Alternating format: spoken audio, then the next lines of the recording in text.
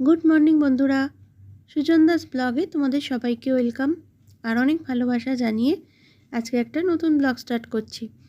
আজকে হলো শনিবার আর এখন বাজে হচ্ছে সকাল 9:30। তো এখন থেকে আজকের ব্লগটা স্টার্ট করছি। আর কি বলো তো, কি বলবো, প্রত্যেক দিনই না ব্লগটা স্টার্ট করতে আমার দেরি হয়ে যায়, জানো তো। তো মানে কি বলবো, 9টা 9:30 আগে আমি কোনো দিনই ব্লগটা স্টার্ট করতে পারি না। মেনলি কী বলো তো, আমাদের উঠতেও না একটু দেরি হয়। যে আমরা যে খুব আর্লি মর্নিং উঠে পড়ি সেটা একদমই বলবো না, কারণ তোমরা তো জানোই যে রাত্রি করে শোয়া হয়। আর এখন রাত্রি করে শুয়ে শুয়ে আমার এমন একটা অভ্যাস হয়েছে যে যদি একটু এক দিন হয় তাড়াতাড়ি হয়ে গেল, হয়তো শুয়ে পড়লাম, কিন্তু তখন দেখছি ঘুমই আসতে চায় না। মানে সবাই ঘুমোচ্ছে, ছেলে ঘুমোচ্ছে, হয়তো ছেলের বাবা, তো ওরা সব ঘুমোচ্ছে, আমি সেই জেগেই শুয়ে আছি। মানে আমার কিছুতেই ঘুম আসতে চায় না।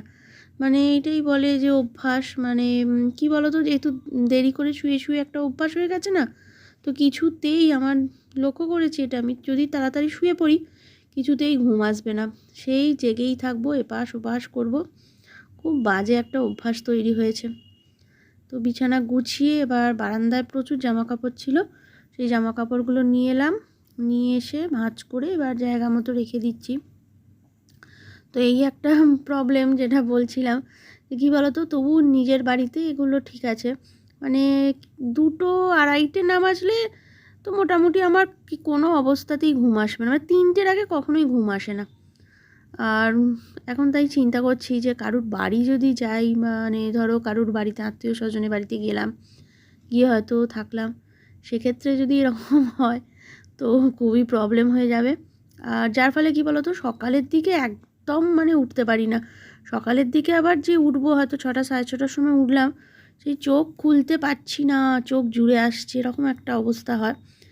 আর দুপুরের দিকটাতেও ভাত খেয়ে উঠে ফোনটা নিয়ে বসি, হয়তো যে ভিডিওগুলো থাকে সেগুলো হয়তো একটু কিছু দেখার থাকে, তো সে একদম মানে ঢুলে ঢুলে পড়ে যাওয়ার অপেক্ষা, মানে এরম একটা পরিস্থিতি তৈরি হয়।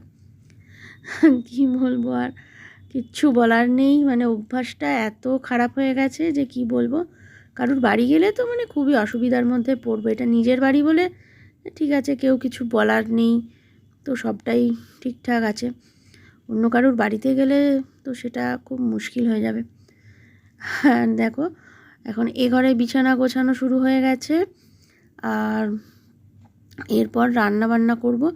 রান্নাটা এখনও কিছুই হয়নি, তবে আজকে শনিবার বিশেষ কিছু রান্না করব না। রবিবার দিন না রান্নার পদগুলো অনেক পরিমাণে থাকে, শনিবারটা মনে হয় যে একটু অল্পের মধ্যে দিয়ে কাজ চালিয়ে নিলেই হবে। আর এমনিতেও দেখবে শনিবার দিন একটা সকাল থেকেই বেশ ভালো লাগে, যেহেতু আগামী দিন রবিবার, ছুটির দিন, সবাই থাকবে ঘরে, তো সকাল থেকেই একটা সুন্দর ওয়েদার, ভালো লাগে। আর তার মধ্যে আবার যদি কোথাও ঘুরতে টুরতে যাওয়া হয় বা বাড়িতে যদি কোনো লোকজন আসার ব্যাপার থাকে, তাহলে তো সেটা, সেই ভালো লাগার পরিমাণটা আমার আরেকটু দ্বিগুণ হয়ে যায়। আর কি বলতো, এইভাবেই আমাদের মেয়েদের সংসারের জীবন কেটে যায়। আমাদের সেরকমভাবে তো কোথাও বেরোনোও হয় না, এই টুকটাক এদিক ওদিক গেলাম বা কারুর বাড়ি গেলাম, তাও তো এখন কি বলবো, অনেক দিন যাবৎ কারুর বাড়িতে আর যাওয়াই হয় না। মেনলি কাজকর্ম থাকে, ছেলের পড়াশুনো থাকে, এই সমস্ত নিয়ে এখন এমনভাবে আমরা ব্যস্ত হয়ে পড়েছি যে কারুর বাড়ি গিয়ে যে 1 দিন 2 দিন থাকবো সেই সময়টাই আর হয় না। তো এবার দেখো ঘরদোর পরিষ্কার, মানে বিছানা গোছানোর পর এবার ঘরের মেঝেগুলো এখন ভালো করে ঝাঁট দিয়ে পরিষ্কার করে নেবো। তবে আজকে আর ঘরটা মুছবো না, কারণ রবিবার দিন তো ঘর মুছি। আজকে সামনেটা একটুখানি হালকা করে ক্লিন করে নিয়ে তারপর রান্নাবান্না করতে শুরু করে দেবো, কারণ নাহলে না অনেকটা দেরি হয়ে যাবে। আর যেহেতু দেরিতে কাজকর্ম শুরু হয়, তো এমনিতেই দেখছি প্রত্যেক দিনই স্নান করতে না প্রচণ্ড দেরি হয়ে যাচ্ছে। প্রতিদিনই ভাবি যে 12টা 12:30টার মধ্যে না স্নানটা করে নেবো, কিন্তু কোনো দিনই হয়ে ওঠে না। আর আমার ওই যে একটা বাজে অভ্যাস, সেটা হচ্ছে কাজকর্ম টোটালটা কমপ্লিট করে তারপর স্নান করব। তো এত কিছু করে স্নান করতে গেলে না তখন দেখবে 12টা 12:30 হয় না, তখন মোটামুটি 1টা 1:30টা তো বেজেই যায়। 1টা 1:30টা তো কোনো দিন যে আগে আমি করেছি এটা আমার খুব কমই মনে আছে। তো এই একটা প্রবলেম। এবার দেখো ঘর থেকে চলে এলাম ডাইনিংয়ে, আর বারান্দার দিকে যে ঘরটা সেটাও ভালো করে ঝাঁট দেওয়া হয়ে গেছে, বারান্দাটা ভালো করে ঝাঁট দিলাম, দিয়ে ধুলাম। তো এইসব কাজ কি আর একটা থাকে বলো, একটার পর একটা করেই যাচ্ছি। আর আমার আবার একটা খুব বাজে স্বভাব হচ্ছে, রান্নাটা আমার কি বলবো, রান্নার প্রতি আমার যত না ঝোঁক, ঘর পরিষ্কারটা আমার কাছে মনে হয় খুব একটা গুরুত্বপূর্ণ ব্যাপার। মানে আমি ঘুম থেকে উঠে বা কোথাও যাওয়া বা কোথাও বেরোবার আগে কী করি, আগে ঘরটাকে পরিষ্কার করে নিই। তো ঘরটা আর ধরো কোথাও থেকে এলাম, তো আমার না ঢুকেই আগে ঘরটা যদি ওই অগোছালো থাকে, সেটা খুব বিরক্ত লেগে যায়। ওই জন্য কী করি বলো তো, কোথাও যাওয়ার আগে ঘরটা পরিষ্কার করে যাই, যাতে কি হয়, কোথাও থেকে এসে ওই অপরিষ্কার ঘরটা আমাকে দেখতে যেন না হয়। রান্নার দিকটা আমি অতটা পারদর্শী নই, ওটা আমি করে নিই কাজ চালানোর মতন, কিন্তু ঘরদোরের প্রতি একটু আমি বেশিই সচেতন। তো দেখো সমস্ত ক্লিন হয়ে গেল, এরপর একদম ডাইরেক্ট রান্নায় ঢুকে পড়ব। আর এখানে দেখো রান্নাবান্না শুরু হয়ে গেছে, মাছটা ভেজে ঝাল করলাম। তো প্লেন মাছ ভেজে আর সর্ষে বাটা দিয়ে ঝাল। তো এইটা একটা খুব শর্টকাট হয়েছে, সর্ষে পেস্টটা কেনার পর থেকে না বেশিরভাগ সময়ই এই সর্ষে পেস্ট দিয়ে মাছের ঝালটা করে নিই, খেতেও ভালো লাগে আর খাটুনিও কম। আরে দেখো প্রায় হয়ে গেছে, এবার নামিয়ে রেখে দেবো, তাহলে হয়ে যাবে। আর এখন ফুলকপি ভাজছি। তো ফুলকপি আলু দিয়ে একটা তরকারি, কড়াইশুঁটি দেবো, ক্যাপসিকাম আর পেঁয়াজ আদা রসুন তো দেবই। আর মেন ব্যাপার হচ্ছে ফুলকপি দিয়ে একটা বেশ বড় করে তরকারি করে রাখলে না দুবেলাই হয়ে যায়, আর রাত্রের জন্য চিন্তা করতে হয় না যে কি খাবো।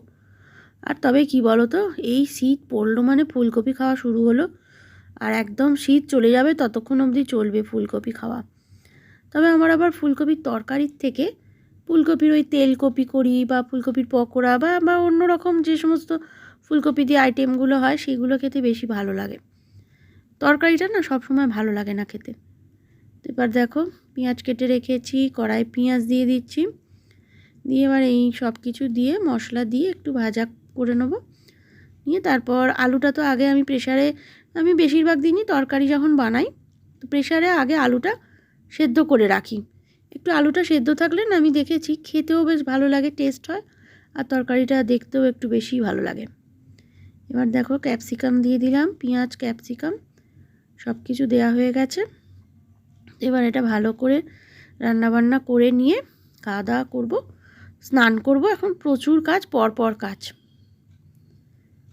আর এখন হচ্ছে বিকেলবেলা, বিকেল কি বলা যায়, তো এখন প্রায় 3:30 4টে তো হবে, ওই ধরো বিকেল হচ্ছে, কারণ 4:30 পর তো আবার সন্ধে হতে যায়। তো এখনটাকেই বিকেল বলতে হবে, এখন যেহেতু শীতকাল, 5টা বাজতে না বাজতেই সন্ধে হয়ে যায়।